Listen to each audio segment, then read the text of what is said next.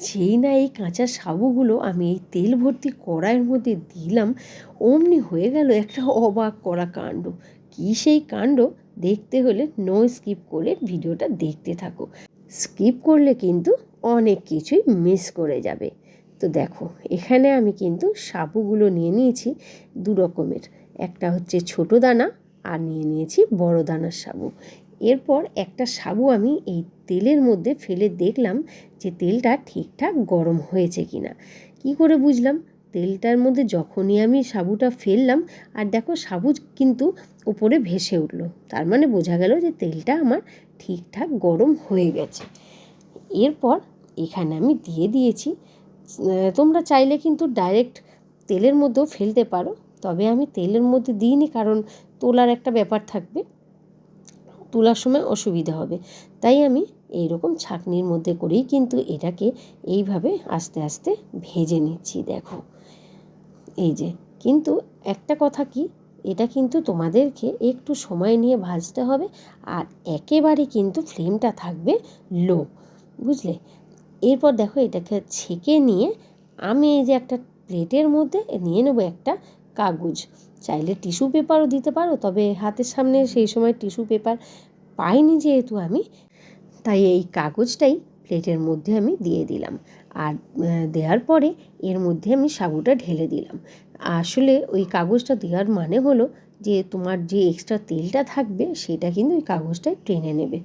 এরপর দেখো আরেকটুখানি সাবু আমি নিয়ে নিয়েছি, তবে হ্যাঁ, অল্প অল্প করে কিন্তু ভাজতে হবে, একসাথে এক গাদা ভাজতে যেও না যেন। এই দেখো, একটু কাত হতে না হতেই কতটা বেরিয়ে গেছে, দেখেছো? যাকগে, আমি ঠিক ওটা হাতায় করে তুলে নেব। এবার দেখো একটা কথা বলি, এই যে তোমরা এটা ভাজবে, এটা কিন্তু একটু সময় নিয়ে ভাজতে হবে, আর একদম একটু তুলবে আবার নামাবে, একটু নাড়াচাড়া করে করে কিন্তু এটাকে ভাজতে হবে, নয়তো কিন্তু এটা ভালো করে যদি না ভাজো ভেতরটা কিন্তু কাঁচা রয়ে যাবে। আর ওই যে বলেছি, আঁচটা কিন্তু একেবারেই বাড়ানো চলবে না, ঠিক এই রকম হালকা আঁচের মধ্যে কিন্তু ভাজতে থাকবে। দেখো এই রকম, আর খেতে কিন্তু এটা অসাধারণ লাগে, বিশ্বাস করো।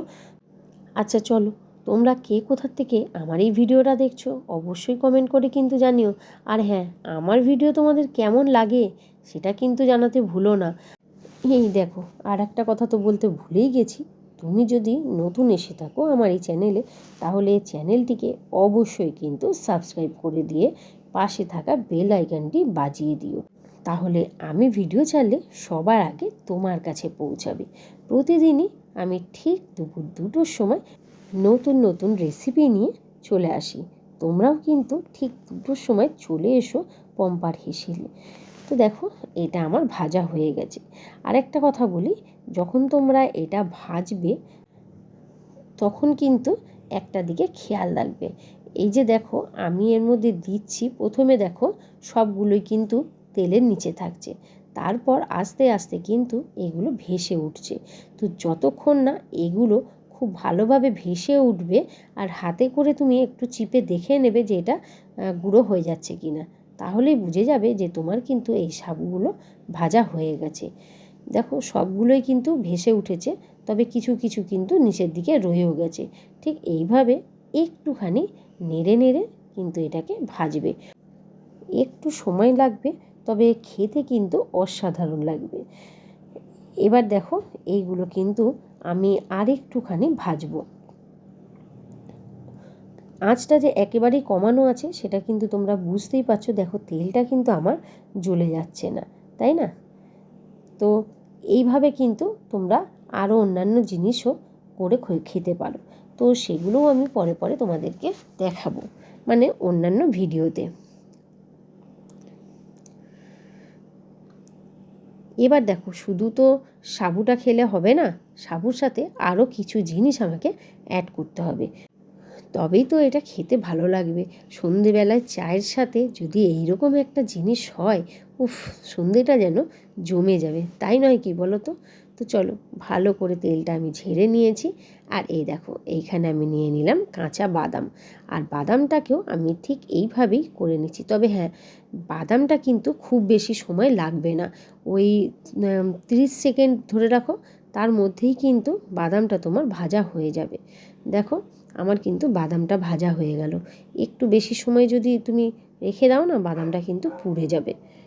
খুব ভালো করে কিন্তু এরকম ঝাঁকিয়ে ঝাঁকিয়ে তেলটাকে ঝেড়ে নেবে। তারপর তো ওই পেপারের মধ্যে দিলেই ওটা কিন্তু অনেকটাই তেলটা টেনে নেবে। এবার দেখো এখানে আমি নিয়ে নিয়েছি কারি পাতা, আর কারি পাতাটাকে ঠিক এইভাবেই কিন্তু আমি ডুবিয়ে নিলাম, আর এটাও কিন্তু খুব সুন্দরভাবে ভাজা হয়ে গেল। দেখো এবার চলো কি কি মেশাই এর সাথে দেখে নেওয়া যাক। এই যে বাদামটা আমি প্রথমে এর সাথে মিশিয়ে নিলাম। একটু এগুলোকে কিন্তু আগে ঠান্ডা করে নিতে হবে।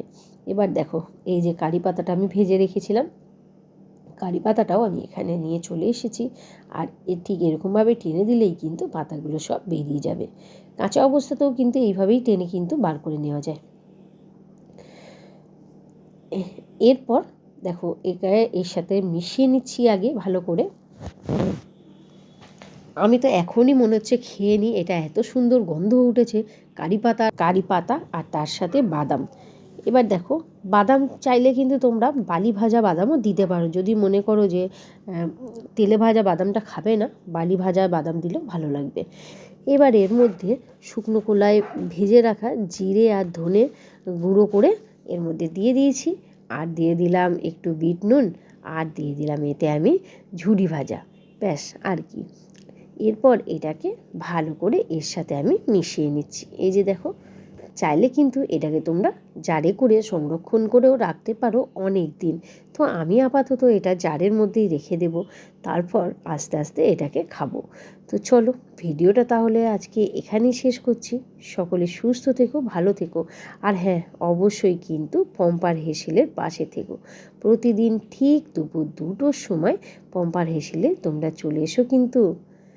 এই দেখো কৌটোর মধ্যে আমি ভরে নিলাম। আর যেতে যেতে আরেকবার বলে যাই, অবশ্যই কিন্তু চ্যানেলটিকে সাবস্ক্রাইব করে দিও। টাটা।